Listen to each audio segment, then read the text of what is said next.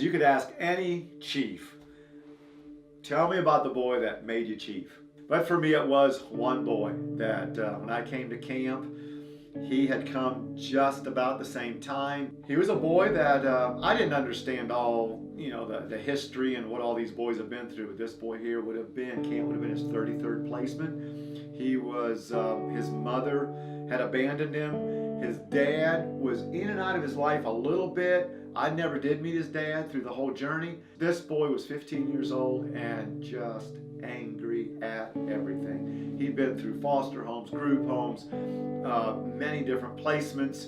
His number one goal going in was getting kicked out. He was the boy that absolutely took me to my limits, and I remember the day I did come up to the office.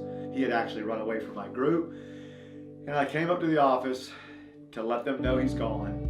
And I said, I'm done. When you find him, I'm fine if you don't bring him back to my group. And they kindly let me know that no, we don't do that around here. And it was powerful just having to stick with a boy like that and get through it, because I'll never forget the day. Him and I were working together a little bit. He just we're talking about some of his past and a little bit. And he says, Chief Paul, he said, I just wish you could be my dad. And I said, man, Callie, what an honor. I said, I'll never be, I can't be, but I said, for you to wish I was, I said, that's quite an honor. And it was just,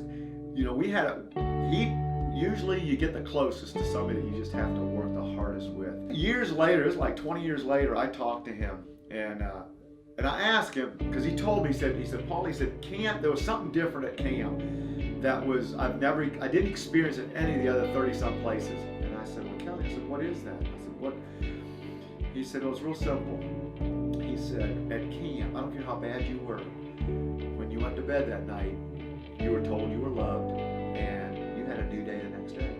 He said, any other placement I was at, if I was bad that day, they remembered it, and they held it against me, and I wasn't told I was loved that night.